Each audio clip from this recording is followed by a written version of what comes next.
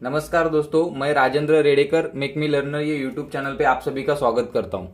तो इसके पहले वाली वीडियो में हमने देखा था कि जो डीसी मशीन्स का कंस्ट्रक्शन कैसा होता है उसके रिगार्डिंग अपने हमने थ्योरी पार्ट देखा था।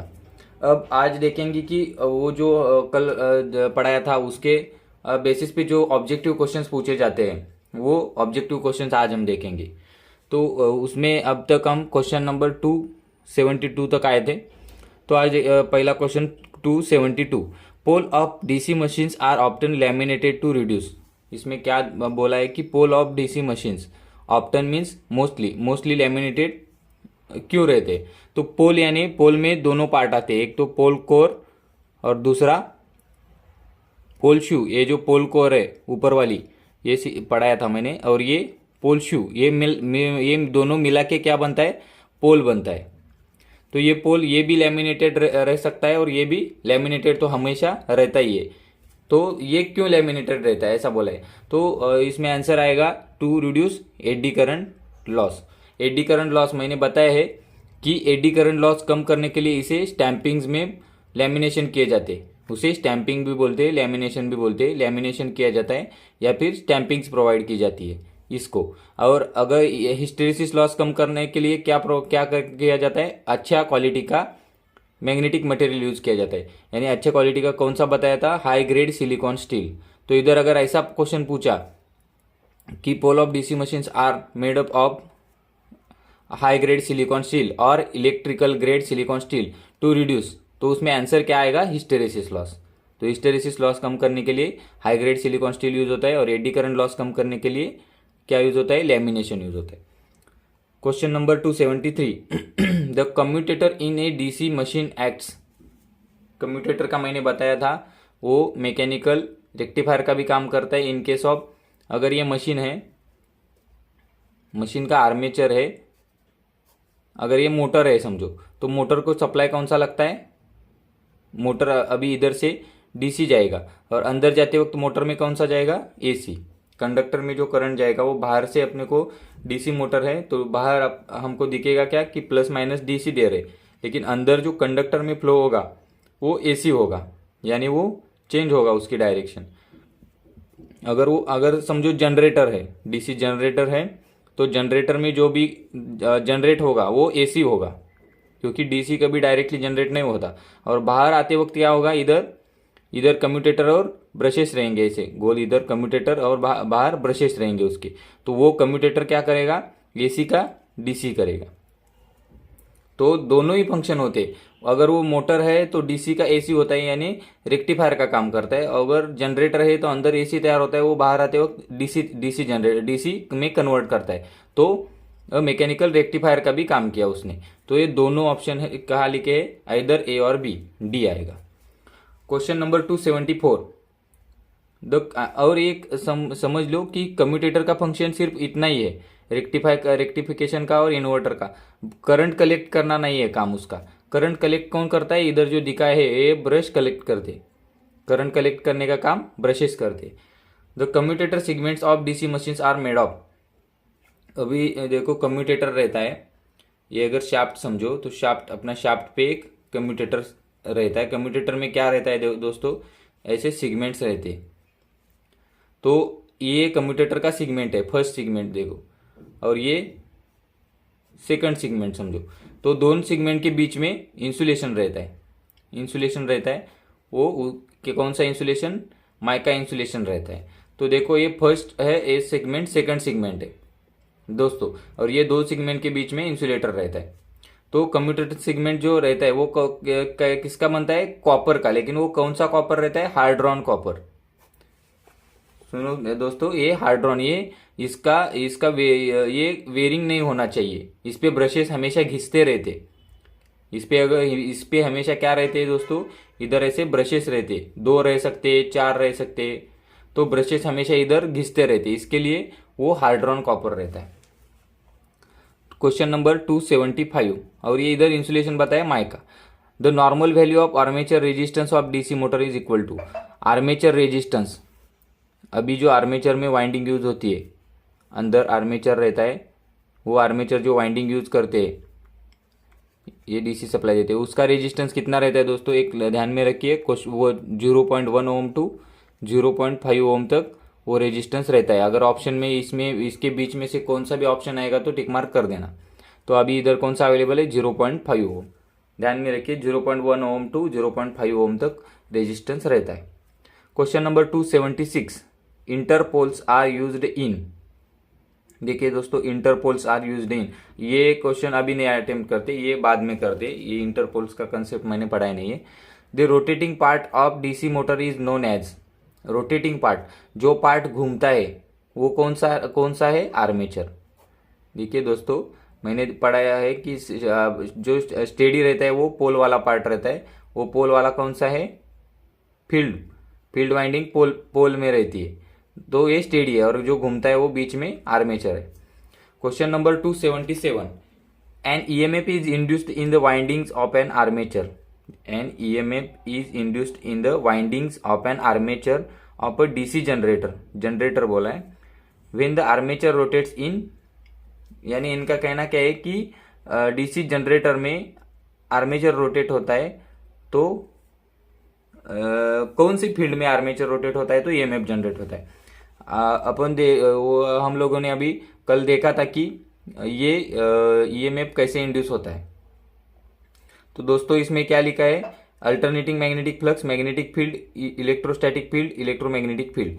तो इधर जो कंसेप्ट दिखाया है कि इधर एक मैग्नेटिक सिस्टम, फील्ड सिस्टम है, फील्ड सिस्टम के बीच में आर्मेचर है, तो आर्मेचर अगर रोटेट होगा तो ईएमएफ इंड्यूस होगा। लेकिन ये फील्ड कैसी होनी चाहिए, ये फील्ड को सप्लाई कौन सा रहता है, डीसी। और ये फील्ड मैंने बताया था कि ये यूनिफॉर्म मैग्नेटिक फील्ड देती है, यूनिफॉर्म स्टेडी मैग्नेटिक फील्ड, ये लिखा था मैंने बोर्ड पे। तो यूनिफॉर्म स्टेडी यानी कौन सी रहेगी, इसमें अल्टरनेटिंग रहेगी क्या, नहीं रहेगी। इलेक्ट्रोस्टैटिक रहेगी क्या, नहीं, ये मैग्नेटिक है। और तीसरी इलेक्ट्रोमैग्नेटिक रहेगी क्या, नहीं, ये सिर्फ मैग्नेटिक रहेगी। EMF induced in the winding of armature of DC generator when the armature rotate in magnetic field.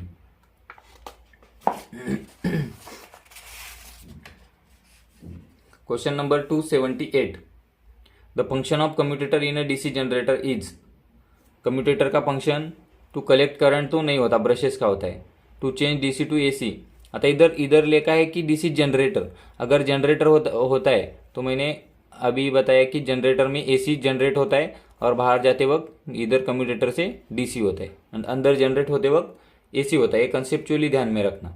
तो to change AC to DC, अंदर जनरेट हमेशा एसी होता है, वो जनरेटर एसी यानी अल्टरनेटर हो या डीसी जनरेटर हो, कोई भी जनरेटर हो, अंदर एसी जनरेट होता है। The current flowing in the conductor of a DC motor is. अभी क्या बोला है, current flowing in the conductor of DC motor.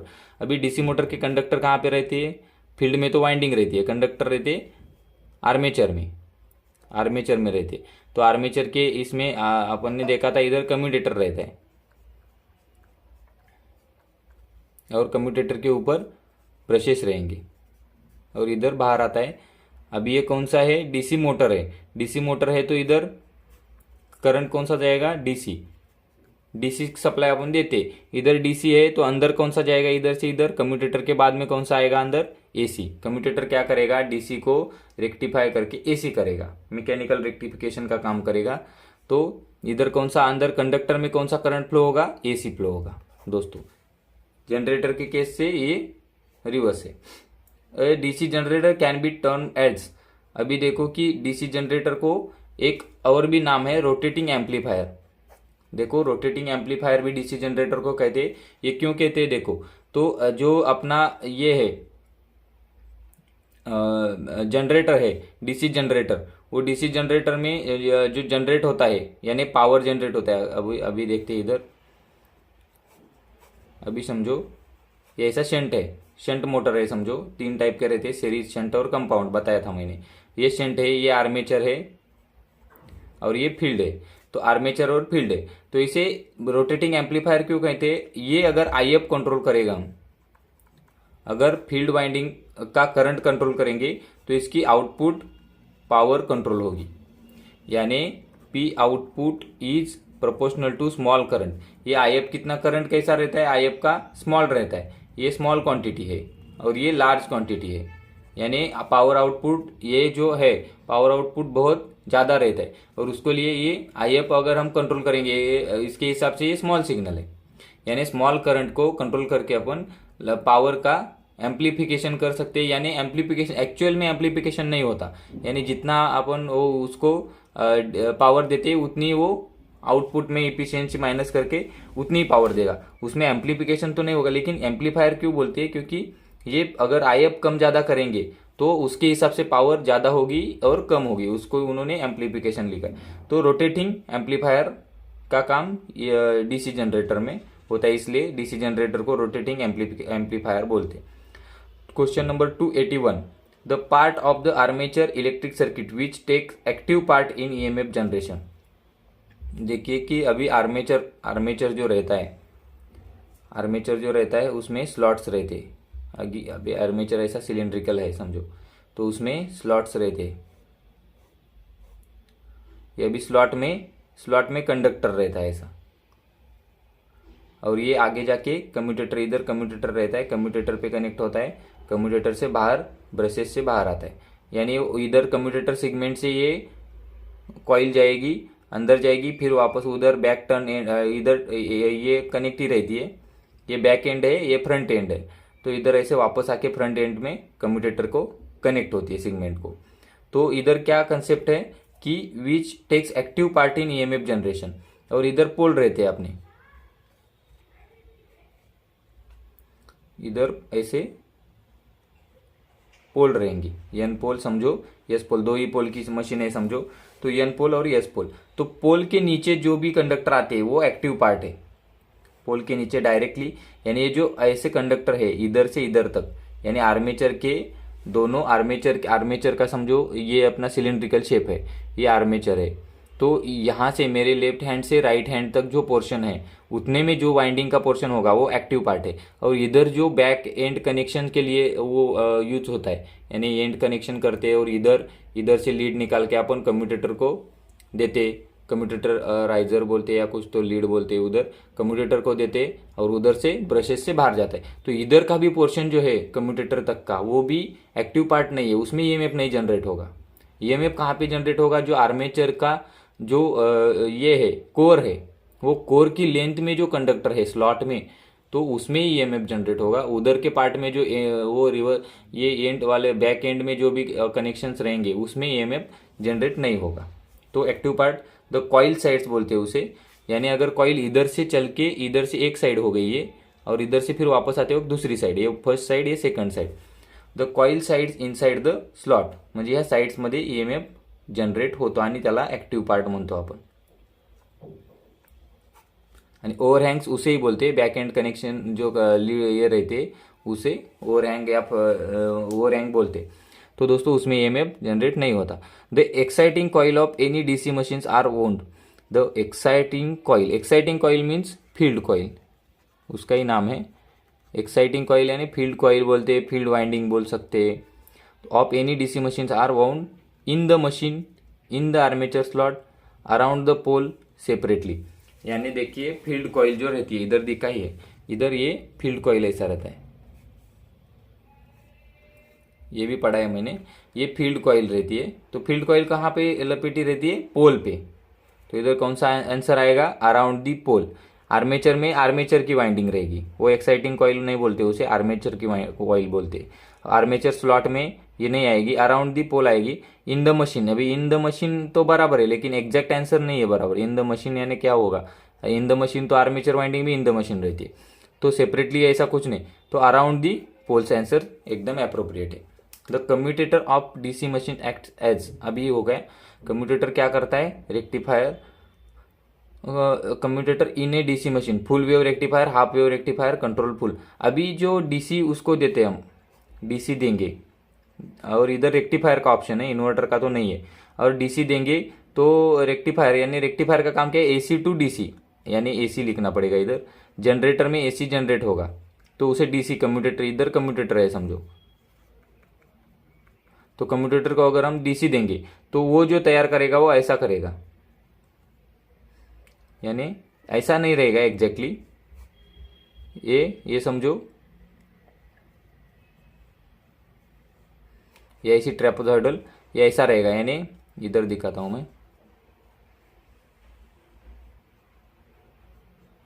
यानी ये क्या हो गया है, फुल वेव रेक्टिफिकेशन हो गया।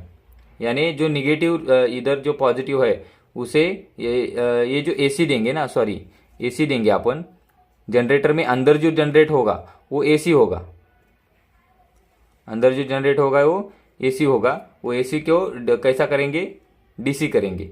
ये कौन सा पल्सेटिंग डीसी है ना, ये ऐसा डीसी रहेगा। तो ये कौन सा हो गया, फुल वेव। ये ध्यान में रखिए, एसी अंदर जनरेट होते वक्त डीसी जनरेटर में एसी होता है, वो ऐसा डीसी में कन्वर्ट होता है। डीसी मशीन वाइंडिंग्स आर, तो देखिए फुल पिच रहती है एक, ये ध्यान में रखिए। अगर ये वाइंडिंग के रिलेटेड टर्म्स मैंने अभी इसमें नहीं पढ़ा है, अगर आपको चाहिए तो कमेंट में लिख दीजिए, मैं ये वाइंडिंग का भी ले लूँगा। उतना कोई इसमें ज़्यादा ये नहीं है, डिफिकल्ट नहीं है, इसलिए नहीं लिया मैंने।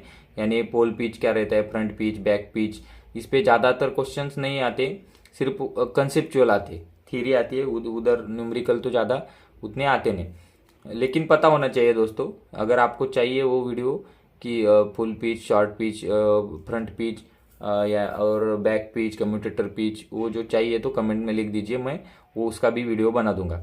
DC machine windings are full pitch रहती है, हमेशा फुल पिच। और शॉर्ट पिच कौन सी रहती है, फिर ये क्वेश्चन आएगा बहुत सारे लोगों को। शॉर्ट पिच दोस्तों अल्टरनेटर की रह सकती है, अल्टरनेटर और एसी जनरेटर। ये ऐसा क्यों करते हैं, शॉर्ट पिच क्यों यूज होती है।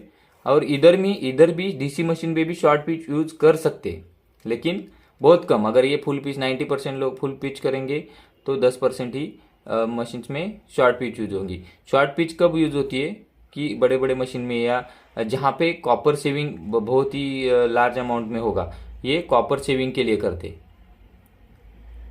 Copper saving in and connection.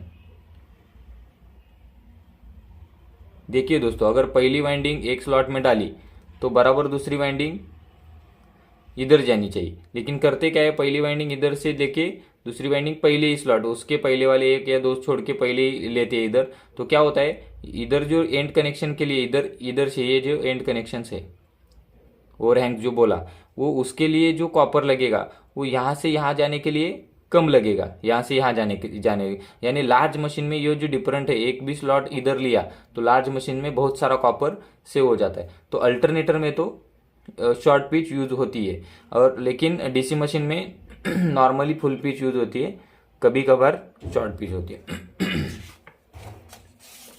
दोस्तों 2.85 the armature winding is connected to the external power source through a. अभी देखिए आर्मेचर वाइंडिंग है, आर्मेचर वाइंडिंग बाहर कैसे कनेक्ट करेंगे, आर्मेचर की अभी वाइंडिंग है उसके, ये अगर अंदर ये ऐसा आर्मेचर वाइंडिंग है, उसके ऊपर क्या रहेंगे, कम्यूटेटर के सेगमेंट रहेंगे, अंदर आर्मेचर की वाइंडिंग ऐसी रहेंगी और ये कम्यूटेटर सेगमेंट से जुड़ी होंगी। उधर से बाहर अगर उसका करंट निकालना है तो क्या रहेगा, ये ब्रशेस रहेंगे। देखिए दोस्तों क्वेश्चन क्या पूछा है, ध्यान से पढ़ना चाहिए। Armature winding is connected to the external power source. अभी ये एक्सटर्नल पावर सोर्स है, एक्सटर्नल पावर सोर्स से कनेक्ट, यानी मोटर होगी। तो मोटर एक्सटर्नल पावर से कनेक्ट कैसे करते, कैसे नहीं पूछा, थ्रू।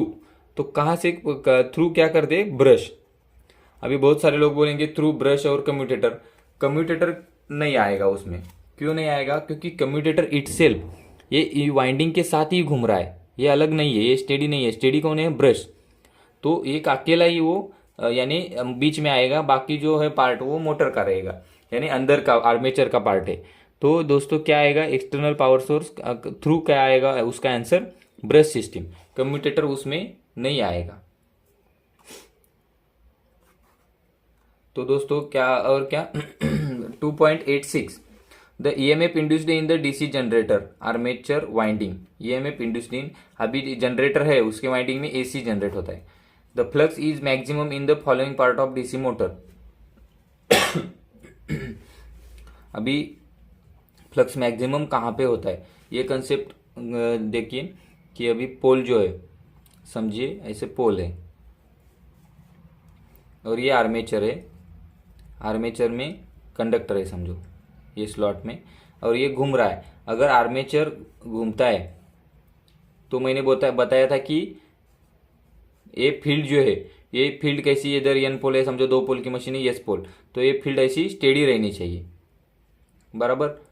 लेकिन ऐसी स्टेडी नहीं रहती, इधर डिस्टॉर्शन होता है, इसीलिए तो पोल शू यूज होता है, नहीं तो पोल ऐसे ही होते, पोल शू यूज होता है। तो देखिए कि पोल इसमें डिस्टॉर्शन होता है, तो फ्लक्स इज मैक्सिमम है, यानी ये कैसा होना चाहिए, यूनिफॉर्म फील्ड होनी चाहिए, लेकिन यूनिफॉर्म नहीं होती। क्या होती है, जिस साइड में आर्मेचर घूम रहा है, अभी ये क्लॉकवाइज घूम रहा है, आर्मेचर जिस साइड में घूम रहा है उधर फ्लक्स ज्यादा आती है, ये ऐसी, और एकदम ये ऐसी आएगी, और इधर कम आएगी, ये ऐसी, इधर कम और इधर ज्यादा। और ये कैसे, इसमें ऑप्शन कौन सा आएगा, पोल कोर में ज्यादा रहेगी क्या, नहीं, इधर उतनी ही रहेगी, पोल कोर में उतनी ही रहेगी, उधर तो स्टेडी रहेगी, स्टेडी बोल सकते हैं इधर। अंडर द इंटरपोल्स ये कंसेप्ट अभी पढ़ा है नहीं, इंटरपोल्स आर्मेचर के सीरीज में रहता है, तो उधर तो नहीं होती इंटरपोल। ऐसा इंटरपोल में कुछ ऐसा ज्यादा डिस्टॉर्शन यानी फील्ड इधर की उधर ऐसा कुछ नहीं होता। अंडर लीडिंग पोल टिप ये बराबर आंसर है, यानी जो पोल है ये पोल का लीडिंग है, ये लीड यानी जिधर आर्मेचर घूम रहा है उधर का जो आगे वाला पोर्शन है, अभी आर्मेचर ऐसे घूम रहा है, क्लॉकवाइज घूम रहा है तो इधर का लीड, अगर एंटी क्लॉकवाइज घूमता तो इधर वाला लीड आता, ये लीड और ये ट्रेल, ये लीडिंग टिप और ये ट्रेलिंग टिप, तो कौन सा आंसर आएगा, लीडिंग टिप। देखिए ये कंसेप्ट ध्यान में रखिए, आगे भी पढ़ेंगे हम, आर्मेचर रिएक्शन में भी ये आपको समझ में आएगा कि क्या होता है एक्चुअली। तो अभी के लिए इतना ही ध्यान में रखो कि लीडिंग टिप में यानी आर्मेचर जिस साइड भी घूमता है उधर साइड वो फ्लक्स का डेंसिटी बढ़ता है। Permanent magnet excitation is also known as, permanent magnet excitation का मतलब क्या होता है दोस्तों, ये अभी आर्मेचर है, आर्मेचर को हम डीसी सप्लाई देंगे और इसके साथ अगर इधर हम परमानेंट मैग्नेट रखेंगे, इसके साथ परमानेंट मैग्नेट अगर रख देंगे तो ये कौन सा हो गया, परमानेंट मैग्नेट एक्साइटेशन। अभी इसके लिए कुछ सप्लाई देना पड़ेगा क्या, नहीं, ये इलेक्ट्रोमैग्नेट नहीं है, ये परमानेंट मैग्नेट है, इसको सप्लाई नहीं रहता, तो ये कौन सा हो गया, शंट एक्साइटेशन हो गया क्या, नहीं, सीरीज एक्साइटेशन। शंट एक्साइटेशन में क्या रहता है, फील्ड कॉइल ऐसी शंट में रहती है, सीरीज में ये फील्ड कॉइल इधर सीरीज में रहती है। सेपरेट एक्साइटेशन, तो ये हो गया सेपरेट एक्साइटेशन। और कंपाउंड में क्या रहता है, एक सीरीज में वाइंडिंग रहती है और एक पैरेलल में, ये 4 टाइप है, इसमें मैंने थ्योरी में पढ़ाया था कि सीरीज, शंट और कंपाउंड, और चौथा जो टाइप है सेपरेट एक्साइटेशन में इलेक्ट्रोमैग्नेट यूज ना करके इधर अपना परमानेंट मैग्नेट यूज करते। तो दोस्तों अभी आगे देखिए question number 289, lap winding prepared for, अभी मैंने बताया था कि लैप वाइंडिंग में पैरेलल पाथ कितने रहते, is equal to number of poles, और वेव वाइंडिंग में कितने रहते, 2, ये रहेंगे वेव वाइंडिंग में, ये रहेंगे लैप। अभी लैप वाइंडिंग में पैरेलल पाथ अगर ज़्यादा रहेंगे, पैरेलल पाथ मैंने दिखाए थे, ऐसे बहुत सारी वाइंडिंग सीरीज में रहती है, तो पैरेलल पाथ अगर ज़्यादा रहेंगे तो करंट ज़्यादा कैरी कर सकती है, ये वाइंडिंग क्या कर सकती है, करंट ज़्यादा कैरी कर सकती है। लेकिन क्या होता है, करंट ज़्यादा करने के चक्कर में कॉइल, सीरीज वाले कॉइल कम हो जाएंगे, समझ में आता है क्या, देखो करंट ज़्यादा को कैरी करने के चक्कर में सीरीज वाले जो कॉइल है वो क्वांटिटी में कम आती है, क्योंकि डिवाइडेशन 4 में हो गया, अगर समझो 32 कॉइल से तो डिवाइडेशन 4 में हो गया तो 80 कॉइल आएंगे, अगर वेव वाइंडिंग होगी तो 2 में डिवाइड हो गए तो 16 कॉइल सीरीज में आएंगे, यानी वेव वाइंडिंग के सीरीज में ज़्यादा कॉइल आती है, लैप वाइंडिंग के पैरेलल में ज़्यादा आती है, तो पैरेलल में ज़्यादा करंट रहता है, ऐसे ध्यान में रखो कंसेप्चुअली, तो कोई गलती नहीं होगी एग्जाम में। तो हाई करंट जाएगा और लो वोल्टेज रहेगा, क्योंकि सीरीज में कम वाइंडिंग रहेगी इसके, लो वोल्टेज, और क्योंकि उसके पैरेलल में ज़्यादा है high current. Question number 290, the waveform of the armature MMF in DC machine, armature MMF बोला है, ईएमएफ नहीं, आर्मेचर एमएमएफ, तो इसमें आंसर आता है दोस्तों ट्रायंगुलर। आर्मेचर जो एमएमएफ बोला है वो ये ध्यान में ही रखो कि आर्मेचर एमएमएफ यानी जो आर्मेचर में एमएमएफ प्रोड्यूस होता है, इधर वो जो कंडक्टर से वो उसमें जो एमएमएफ प्रोड्यूस होगा वो कौन सा रहेगा, triangular. Armature of DC machine is made of, armature मैंने बताया था कि हाई ग्रेड सिलिकॉन स्टील से बना होता है। अभी एक बार रिवाइज कर लो, जो अपना योक होता है, योक कैसे बनता है, योक कास्ट आयरन से बनता है स्मॉल मशीन के लिए, और लार्ज मशीन के लिए कास्ट स्टील से बनता है योक। उसके बाद पोल कोर कैसे बनता है, पोल कोर के लिए हाई ग्रेड सिलिकॉन स्टील। पोल कोर कभी कभी क्या होता है कि योक के साथ ही बना होता है, कास्ट आयरन का या फिर कास्ट स्टील का, और बड़े मशीन के लिए सिलिकॉन स्टील पोल कोर का हो गया। और पोल शू तो हमेशा, पोल शू और पोल फेसेस वो तो हमेशा ऐसे ही बनाना चाहिए, इसलिए हाई ग्रेड सिलिकॉन स्टील वो स्टैंपिंग्स के यूज होते। और तीसरा अभी कौन, आर्मेचर। आर्मेचर भी हाई ग्रेड सिलिकॉन स्टील से बना होता है। Question number 292, in DC machine shape of main field flux distribution. देखिए DC machine shape of main field flux distribution. अभी आर्मेचर में जो तैयार होता है एमएमएफ, आर्मेचर का एमएमएफ मैंने बताया, मैग्नेटोमोटिव फोर्स जो है जिसके कारण आर्मेचर में फील्ड प्रोड्यूस होती है उसकी खुद की, उसमें भी पोल जनरेट होते हैं, एन पोल एस पोल। उसमें यानी इधर अभी जो बताया उसमें N pole S pole generate होंगे, यानी उसकी भी फील्ड तैयार होंगी इधर एन पोल एस पोल। तो उस हिसाब से वो आर्मेचर का मैंने बताया कि ट्रायंगुलर रहता है। और जो फ्लक्स डिस्ट्रीब्यूशन है कौन सा, मेन फील्ड का, यानी फील्ड पोल जो है, फील्ड पोल जो अगर देखेंगे अपन तो ये फील्ड पोल में जो फ्लक्स डिस्ट्रीब्यूशन होगा वो ट्रैपेजॉइडल होगा। कौन सा रहेगा दोस्तों, ट्रैपेजॉइडल। तो ये याद में ही रखे दोनों चीजें। Question number 293, the number of brushes required for 4 pole lap on DC machine is. Number of brushes required for 4 pole lap on DC machine. Brushes यानी अभी देखिए मैंने ये कंसेप्ट लैप और वेव में जो डिवाइड ये किया था, डिफरेंस लिखा था, उसमें लिखा था कि अगर वो वाइंडिंग लैप है, लैप वाइंडिंग के लिए number of brushes is equal to P, और वेव वाइंडिंग में number of brushes is equal to 2। कभी कभी number of brushes P use करते हैं, लेकिन कैसे कि ब्रशेस तो 2 ही रहेंगे, मेन ब्रशेस 2, उसके पैरेलल में 4 ब्रशेस रखेंगे। बाकी यानी नंबर ऑफ, अगर करंट ज़्यादा है या साइज बड़ी है मशीन की तो याद में रखिए कि वेव वाइंडिंग में 2 रह सकते और पी भी रह सकते। यानी एग्जैक्ट आंसर अगर बताना है आपको तो लैप वाइंडिंग में नंबर ऑफ ब्रशेस पी रहते, वेव वाइंडिंग में ज़्यादातर 2 रहते, और बड़े अगर मशीन बड़ा है तो पी रहते। तो ये याद में रखिए। तो इधर क्या आएगा आंसर, इधर तो पक्का पी ही आएगा। क्वेश्चन नंबर 294, इन ए 4 पोल 20 kilowatt 200 volts wave wound DC shunt generator, DC shunt बोला है, the current in each parallel path. तो अभी देखिए वाइंडिंग कौन सी है, वेव, वेव में पैरेलल पाथ कितने रहते हैं, ए इज इक्वल टू 2। तो 2 पैरेलल पाथ यानी करंट 2 हिस्सों में डिवाइड होगा। ये कॉइल ऐसी सीरीज में कॉइल रहेंगे तो करंट कैसा डिवाइड होगा, 2 हिस्सों में। तो आपने को अभी इधर आर्मेचर करंट पता होना चाहिए, इधर से जो करंट आएगा ये फुल आर्मेचर करंट आएगा, उसमें इधर डिवाइड होगा IA/2। तो आपने को क्या पूछा है, IA/2, तो पहले IA निकाल लेते। IA इज इक्वल टू क्या, kilowatt upon power upon voltage. Power कितना है 20,000 डिवाइडेड बाय 200, कितना हो गया 100। और 100 के अगर आधा कर दिया तो 50 एम्पियर इधर जाएगा पहले पैरेलल पाथ में, 50 एम्पियर दूसरे पैरेलल पाथ में। तो आंसर आया 50 एम्पियर।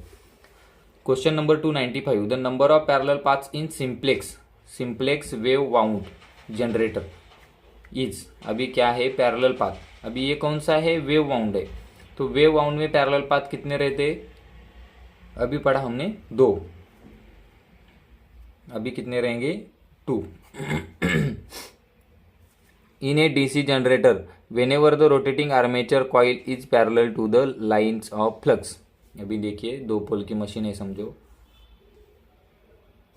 N पोल और S पोल। तो ये अगर ऐसी मैग्नेटिक फील्ड है, ये ऐसी मैग्नेटिक फील्ड है समझो, और इधर क्या बोला है, in a DC generator whenever the rotating armature coil is parallel. अभी ये रोटेटिंग आर्मेचर कॉइल समझो, इसके पैरेलल, ये जो फील्ड जा रही है उसके अगर फील्ड ऐसी जा रही है तो पैरेलल ही रहेंगी। तो ऐसे अपन ऐसे दिखा सकते हैं, ये ऐसे समझो, अभी ये कॉइल है ऐसे समझो, यानी इधर ईएमएफ जनरेट होगा, इधर भी ईएमएफ जनरेट होगा। अभी ये पैरेलल है यानी फील्ड एक्सिस के पैरेलल है, तो क्या होगा बोला है, the rate of change of flux linkage is minimum, the flux link with the coil is minimum and rate of change of flux linkage is maximum. अभी यहाँ पे 2 कंसेप्ट पूछे, flux link with the coil and rate of change of flux linkage. अभी flux link with the coil यानी क्या है कि इसमें जो इसमें जो ईएमएफ इंड्यूस होता है एक कॉइल में, ये कंसेप्ट हमने पढ़ा है कि जो फैराडेज लॉ के अनुसार ईएमएफ जो इंड्यूस होता है ये प्रोपोर्शनल टू क्या रहता है, फ्लक्स लिंकेज। यानी जितना भी फ्लक्स में चेंज होगा, डेरिवेटिव लिखा है, तो इस जितना भी फ्लक्स इसके साथ जो लिंक होता है उसमें जितना भी चेंज होगा उसके हिसाब से ईएमएफ इंड्यूस होगा। अगर इसमें फ्लक्स बहुत ज़्यादा है लेकिन ये लिंकेज नहीं, यानी इधर लिंक भी हो रहा है इसके साथ लेकिन उसमें चेंज नहीं है, ये अगर वाइंडिंग है उसके साथ फ्लक्स लिंक हो रहा है, स्टेडी मैग्नेटिक फील्ड है, तो अगर 3 वेबर फ्लक्स है तो 3 वेबर अगर 3 वेबर अगर लिंक हो रहा है लेकिन वो चेंज नहीं हो रहा है, 3 वेबर का 4 वेबर 5 वेबर ऐसे पर सेकंड ऐसे वो चेंज होना चाहिए। हर एक टाइम, हर एक सेकंड में वो लिंकेज जो है वो चेंज होना चाहिए, तभी ईएमएफ इंड्यूस होगा।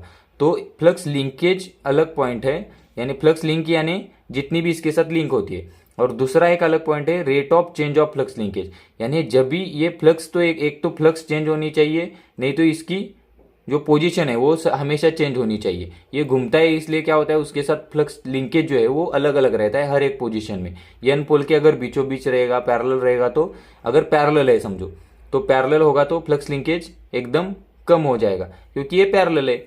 अगर ऐसी है समझो, इधर से फील्ड आ रही है तो बहुत सारी फील्ड ऊपर नीचे से जाएगी, उसके साथ लिंक कौन सी होगी, बहुत कम होगी। अगर ये ऐसा खड़ा है समझो इधर, यानी ऐसा वर्टिकल अगर कॉइल होगा तो वर्टिकल कॉइल में थोड़ा सा फ्लक्स लिंकेज दोनों साइड में होगा, कॉइल के दोनों साइड में होगा। और इधर तो इसकी वजह से क्या होगा, फ्लक्स लिंकेज दोनों साइड में होने के कारण ज़्यादा बढ़ेंगे, फ्लक्स लिंकेज बढ़ेंगे। तो वर्टिकल पोजीशन में फ्लक्स लिंकेज ज़्यादा रहता है और हॉरिजॉन्टल में flux linkage, rate of change of flux linkage कम, फ्लक्स लिंकेज कम रहता है। यानी सिर्फ इधर क्या आएगा, फ्लक्स लिंकेज मिनिमम। अभी अगर हम इसकी एसी वेवफॉर्म देखेंगे तो इधर अपन को समझ में आएगा ये दोनों कंसेप्ट क्या है। तो इधर देखो, इधर जो है ईएमएफ 0 क्यों है, इधर ये फ्लक्स लिंकेज कम है, ये फ्लक्स लिंकेज कम है। लेकिन इधर इधर अगर डेरिवेटिव लिया हमने इधर से इधर इतने में, तो इधर rate of change of flux linkage बहुत ज़्यादा है।